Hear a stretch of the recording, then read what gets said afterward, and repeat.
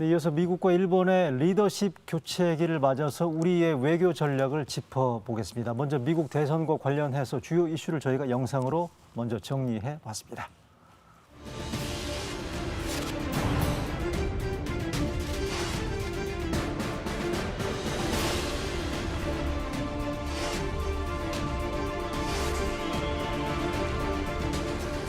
This is the most important election in the history of our country. It is. Don't let them take it away from you.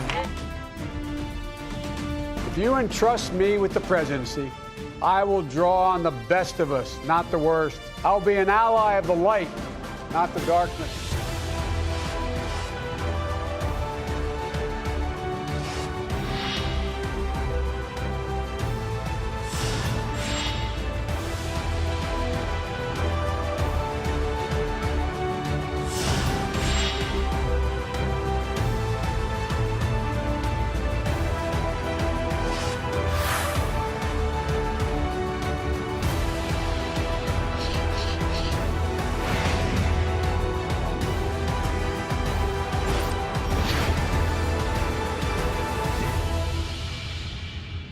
네, 앞서 국내 정치권 얘기 다뤄봤습니다만 지금 나라 밖 정치도 지금 숨가쁘게 전개되고 있습니다. 미국과 일본 정치권, 한쪽 나라는 지금 지도자가 사퇴를 했고요. 한쪽은 지금 정권이 바뀔지 연임이 될지 지금 전 세계가 주목을 하고 있습니다. 김준형 국립외교원장 모셨습니다. 안녕하십니까? 네, 안녕하십니까. 네, 먼저 미국 얘기부터 해보겠습니다. 네. 11월 3일이죠? 미국 네, 대선이요? 맞습니다. 네. 뭐 제일 궁금한 게 트럼프가 연임에 성공할 건지. 늘 질문을 받고 네. 또 사람들이 가장 궁금하게 할 건데요. 네, 네. 제가 예측 불가 알기 쉽게. 거의 예, 예측 불가죠. 왜냐하면 이 미국이 워낙에 이 간접 선거 소위 말하는 주별 그 승자 독식 때문에 네. 지난번에도 사실 세 개 주가 7만 7천 표 차이가 나서 뒤집어진 거기 때문에요. 예측하기 힘든데요. 그래도 대통령의 재선 프리미엄, 그러니까 현직 프리미엄을 생각하는 그 조건을 담고 있음에도 불구하고 지금 통계는 전체적으로 트럼프에게 나쁘고요. 바이든의 가능성이 많다고 봅니다. 그렇게 보세요? 예, 현재로서 수치상으로 보면 네, 오늘 네. 만약에 선거하면 바이든 쪽이 유리하다. 예, 그렇게 생각합니다. 근데 지금 보면 그럼에도 불구하고 바이든의 리드 양태가 안정적이지 않고 불안하다는 얘기가 나오고 있거든요. 예, 이건 예. 왜 이렇게 나온다고 보세요? 일단 워낙에 지금 뭐 우리 사회 이상으로 지금 미국이 분열돼 있는 거니까요. 그러니까 아주 극도로 이제 양분돼 있다는 측면이 좀 있는 것 같고요. 또 하나는 아무래도 바이든 대통령의 카리스마가 사람들을 이게 사로잡지 못하는 점이 있고, 두 번째는 그 점도 있지만 코로나라는 이 미중의 사태에 뭔가를 할 수 있는 것보다는 사실상 트럼프의 반사 이익에 집중할 수밖에. 왜냐하면 이런 시기가 이런데 뭔가 새로운 아젠다를 내어서 아하. 전체를 이렇게 동원시킨다는 것이 거의 불가능한 상황입니다. 코로나가 일종의 악재일 수밖에 예, 없거든요. 예, 예. 그런 그래서 측면이- 나오는 게 지금 보면 일각에서 실제 2016년 때처럼 또 트럼프가 막판 대역전극을 펼치는 게 아닌가. 뭐 충분히 가능한 얘기라고 생각합니다. 충분히 가능하다고 예, 예. 근데 뭐 지금 나와 있는 모든 통계들 사실상 2016년에 뒤집어져 13개의 주요 여론조사가 다 틀리고 한 개만 맞았습니다. 그때요? 네. 예. 근데 지금은 거의 다 모든 조사가 역사상 다 따져봐도 통계상으로는 트럼프 대통령이 질 수밖에 없다고 나오긴 합니다. 그렇습니까? 예, 예. 예. 그러면 뭐 좀 관측하고 전망하는 데 나름 좀 도움이 될 것 같고요. 미 대선은 근데 보면 이번의 대선의 불가측성 내지는 예측 불허라는 측면 가운데 하나가 우편 투표로 진행되는 주요 맞습니다. 변수 때문에 네. 그렇다는 거고요. 네. 지금 보면 코로나 때문에 투표장을 직접 안 가고 우편 투표하는 유권자들이 지금 지난 2016년 대선에 비해서는 훨씬 많을 거다라는 거고, 이게 주요 변수가 될 네, 가능성이 크다. 네, 네. 우리도 부재자 투표하고 하잖아요. 미리 네. 사전 투표하죠. 하잖아요. 네. 그런데 이제 그게 한 20% 정도일 때는 크게 문제가 없었고요. 그다음에 그런 부재자 투표들은 미리 하게 됩니다. 그러면 투표함에 도착이 돼서 본선거가 끝나면 바로 풀게 돼 있는데 지금 우편 투표는 코로나로 인한 것은 그날 직인이 찍힌 것까지 인정하겠다는 거거든요. 그냥 미국은 또 시차가 있는 데다가 그러네요. 그런 것들을 다 보게 되고 또 우편 투표에 이렇게 그 잘못 표기했다든지 애매한 이게 무효표가 되느냐 유효표가 되느냐의 문제에서 며칠 걸릴 수 있고요. 그다음 말씀하신 것처럼 그것이 지난 그 역대에 비해서 한 2배 이상으로 만약에 많아질 경우에 대세를 바꿔버릴 수 있으니까 이게 문제가 되고, 더더욱 이거를 미리 얘기하고 있다는 겁니다. 트럼프 그러네요. 대통령이. 왜냐하면 트럼프의 지지자들은 마스크도 막 벗고 현장에 나가겠다는 극렬 지지자라고 할 수 거기도 있는데 투표용으로 직접 가서 한다는 거고. 그렇죠. 오히려 바이든은 집에서 우편 투표하라고 권장을 하고 있으니까 네. 우편 투표율이 올라가는 거는 민주당이 유리하다는 것이기 때문에 네. 이거를 트럼프 대통령이 우편 투표를 부정 투표가 될 가능성이 있다고 계속 지금 계속 연일 공격하고 있기 때문에 자, 이게 문제가 됩니다. 자, 그럼 경우별로 나눠서 한번 설명을 좀 질문을 듣고 싶은데 그러면 만약에 실제로 선거 당일날 트럼프가 이겼는데 네. 말씀하신 것처럼 우편 투표가 도착한 뒤에 까보니까 바이든이 앞서가지고 바이든이 역전했다 이거 아니에요? 예. 이런 경우에 지금 말씀하신 것처럼 대선 불복 매우 가능성이 많은 시나리오입니다. 지금 매우 제가 가능성이 많습니까? 예. 그렇게 되면은 이것을 불복하는 사람들의 또 시위라든지 또 분열이라든지 그런 뭐 안타까운 상황이 벌어질 수 있고 지금 트럼프 대통령이 2016년에도 그렇고요. 지금도 그렇고 한 번도 자기가 승복하겠다는 얘기를 한 적이 없습니다. 자기가 이긴 거 외에는 승복하지 않겠다고 얘기를 하고 있습니다. 그러면 자, 트럼프가 우편 투표가 됐든 11월 3일 선거가 됐든 당일날 이기는 것만 빼고는 나머지는 시끄러울 가능성이 높다. 그렇고 마지막까지 이제 그 1월까지 네. 백악관 지나도 백악관을 안 비울 가능성이 오벌 있고요. 오피스에서 나오는 날까지 예. 아니 그걸 강제로 이베큐에이트 될 가능성도 있다고 쫓겨날 가능성도 있다는 말씀이세요? 버티다가. 예. 자, 그러면 2000년인가요? 그때 엘 고어하고 조지 W 부시하고 했을 때 검표 논란 때문에 시끄러웠잖아요. 네. 그거는 뭐 일도 아니겠네요. 일도 아니죠. 그리고 사실 그때는 승복을 했고요. 승복했죠. 예. 결국에는 승복을 했습니다. 아하, 참. 자, 그렇다면 일단 이거 선거 전에 일단 예측 부분들에 네네. 대해서는 이 정도로 하고 절차상의 부분들은 대선 이후를 좀 전망을 해보겠습니다. 네.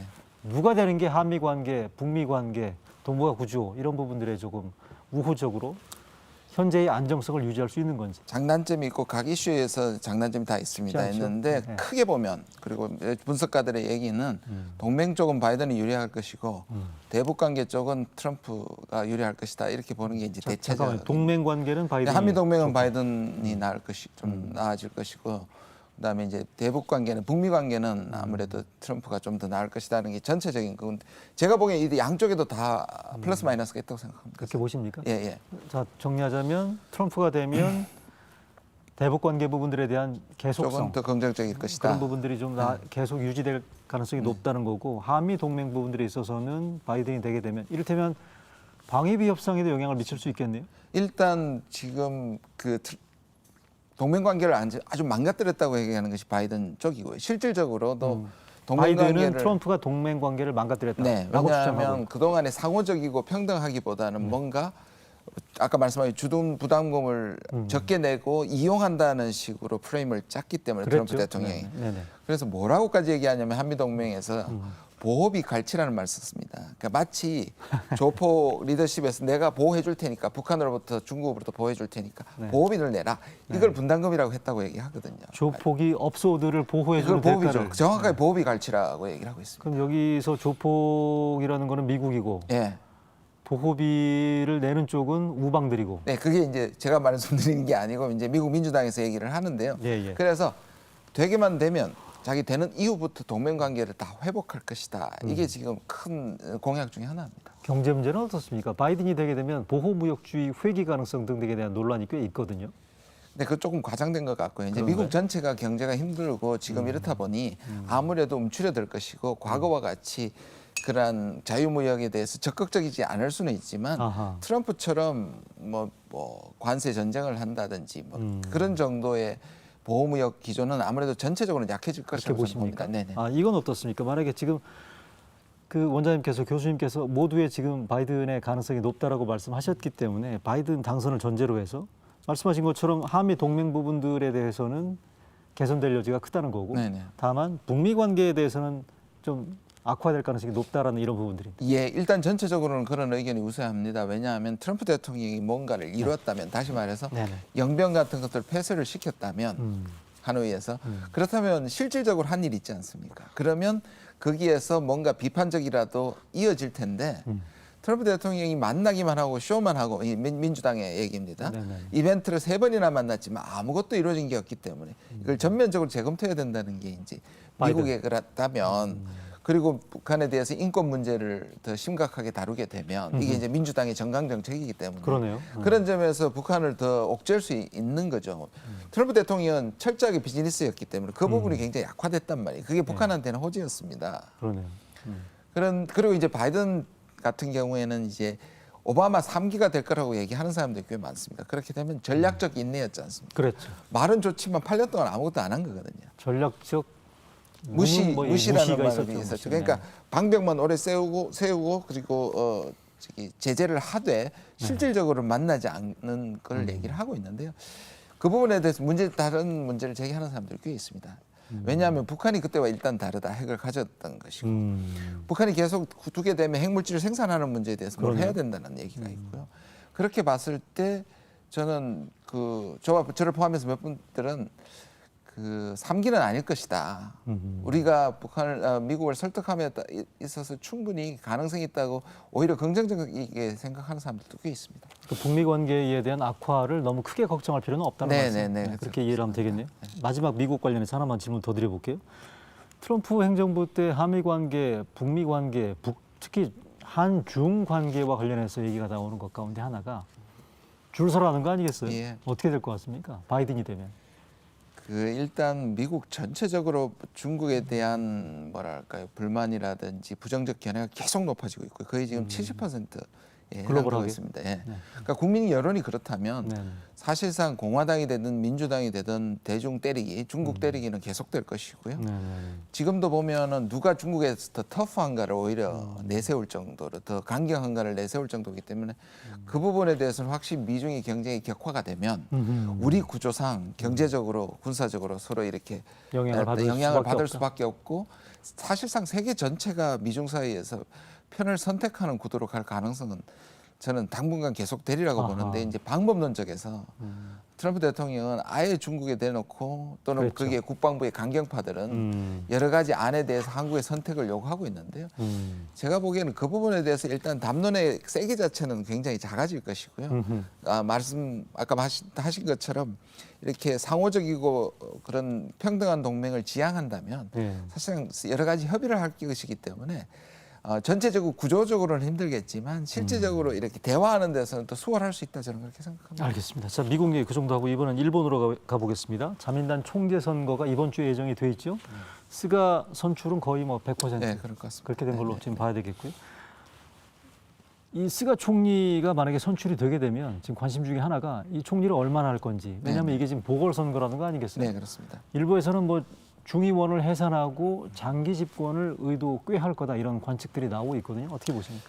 일단 아베 수상이 1년 남았을 때 이제 사실상 나간 거지 않습니까? 그 계산 하에서 저는 병도 이유가 됐겠지만 계산 하에서 나갔다면 1년 동안 관리 내각보다는 그리고 계속 지지율이 떨어지고 있기 때문에 국면 전환이 필요했고 그다음에 스가 입장에서는 아베의 연속성을 보장하는 동시에 그렇다면 1년 동안에 뭔가 마무리만 할 것이냐. 그거보다는 해산을 해서 다시 3년을 확보하는 것이 본인으로나 또는 아베 체제를 연장시키는 데 있어서는 훨씬 더 정치적으로 유리하다고 생각이 되기 때문에 저는 그 보궐선거의 가능성이 있다고 보고요. 장기 집권은 죄송합니다. 장기 집권은 지금 얘기하기는 좀 빠를 것 같고요. 적어도 3년 동안에 어떻게 하느냐에 따라서 결정이 될 거기 때문에 장기 집권이라기보다는 정상 집권을 위해서 조기 할 가능성이 있다. 잠깐 왔다 가는 총리가 아닌 네. 정상적인 총리직 수행을 위해서 중요한 회산을 통해서 제대로 총선을 실시해서 3년간의 안정적인 기반을 확보할 가능성이 크다. 그렇죠. 그게 일본 정치의 특징이기도 하고요. 그렇게 네, 보이신다는 내각제, 거고요. 우리한테 제일 관심은 역시 한일 관계라고 볼 수 있겠죠. 아베 때보다는 좋아지지 않을까요?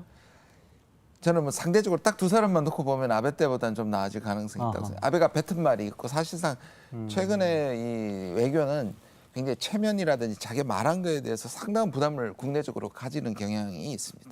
세계 전체적인 현상이기 때문에 그 강경 자체가 계속 관성을 가지게 되는데요.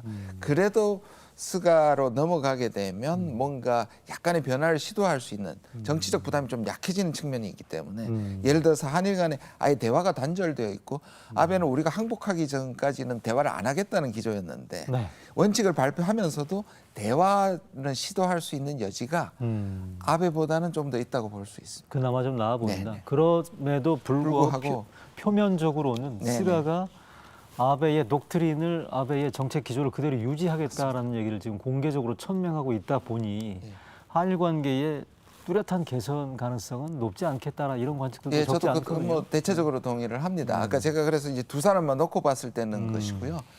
개별적으로도 그렇고 지금 구조적으로 봐도 일본의 전체적인 정책이 예. 미일 동맹을 통해서 중국을 견제한다든지 네. 또 거기에서 한국이 차지하고 있는 이런 위치들을 생각하면 아베의 전체적인 그 정책과 이 동북아의 구도를 생각하면 사실상 그렇게 뭐 여지가 있어 보이지는 않습니다. 그렇게 네.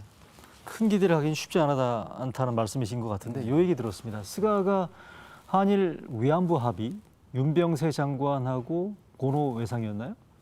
이름이 지금 정확히 기억이 안 나는데 일본 외교장관 간의 고노 합의가 타로. 있었지 않습니까? 네네네. 그 박근혜 정부 때. 네네. 그 당시 숨은 주역이었다라는 그런 보도가 나왔어요. 그렇게 네네. 하다 보니까 최근에 위안부 합의가 다시 백지화 양상으로 진행되는 거에 대해서 스가 관방장관이 대단히 불쾌하고 있다는 거고 이것 때문에 강제징용 이슈 부분들에 대한 해법 찾기가 쉽지 않을 거다. 어떻게 보십니까? 뭐 그것도 하나의 이유가 되겠죠. 네. 분명히 그런 이유가 있고요.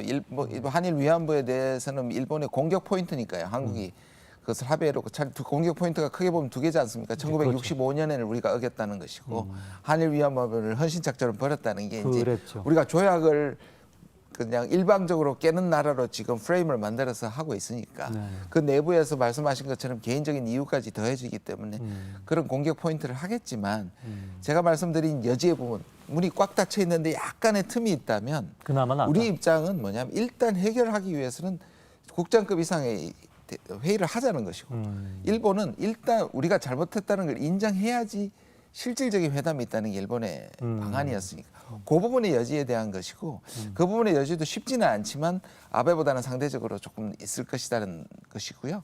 전반적으로 보면 한일 관계는 당분간은 뭐 경색을 저는 뭐 벗어나기는 없어 보입니다. 근데 이제 보면 대중 관계랄지 한중 관계나 북미 관계 등등의 요소를 감안했을 때 한일 관계의 경색 관계가 경색 국면이 이대로 계속 장기화되는 거는 아니지 않나요? 아니, 바람직하지 않죠. 당연히 바람직하죠. 그렇죠. 그런데 네. 우리가 가지고 있는 방법이 이게 변명을 하는 게 아니라 굴복을 전제로 하는 실무회담은 할 수가 없는 것이죠. 일본이 우리한테 예. 그렇죠. 그 그렇다면 부분들에 대해서는 양보할 수 없다라는 네네. 거고 역시 같은 맥락으로 쥐소미아도 맞습니다. 이것도 지금 임박해 있는 이슈긴 합니다만 네네네. 이것도 같은 기조를 유지를 해야 된다라고 이해를 하고 마지막으로 이거 질문 드려보겠습니다.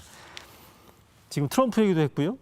스가 총리 선출 얘기를 했습니다만 바이든이 만약에 되면 스가가 총리가 되면 우리 정부 인맥 그 문제 없습니까? 어떻습니까? 이거 여담인데. 아이 뭐 뭐 아는 사람이 있어야 좀 돌파를 해야 된다는 거고 트럼프 때는 아는 사람이 없어가지고 초반에 우리 외교부가 고생을 많이 했다는 거 뭐 아니겠어요? 일본도 고생을 많이 했죠. 일본도 그래서 갑자기 바꾸고 갑자기 로비를 하긴 했는데요. 네네. 그래도 제가 보기에는 그 트럼프 대통령은 사실상 기존의 어떤 엘리트 구조를 이스태블리시먼트라 해서 기성질서라 해서 차버렸단 말이에요. 네, 그랬죠. 측근이나 의회 인물들이 있었기 때문에 사실상 거의 불가능했다고 보시면 되는데요. 네. 오히려 민주당은 폭넓은 그 지금 사실 이념적으로도 일치가 되고요. 그래서 훨씬 그런 인맥 부분에서 바이든이 된다면 좀 수월할 측면이 있다고 스가 생각합니다. 부분들도 뭐 네, 맞아요. 일본 총리도 마찬가지고요. 자, 복잡한 미국 정치권 그다음에 일본 스가 총리 이후의 여러 가지 현안들에 대해서 명쾌한 설명 오늘도 다시 한번 감사드리겠습니다. 네, 일요 진단 라이브 마치겠습니다. 오랜만에 정말 태풍 걱정 없는 화창한 휴일이죠. 코로나 방역 수칙 모두 잘 지키시면서 편안한 하루 되시기 바라겠습니다. 시청해 주신 여러분 고맙습니다.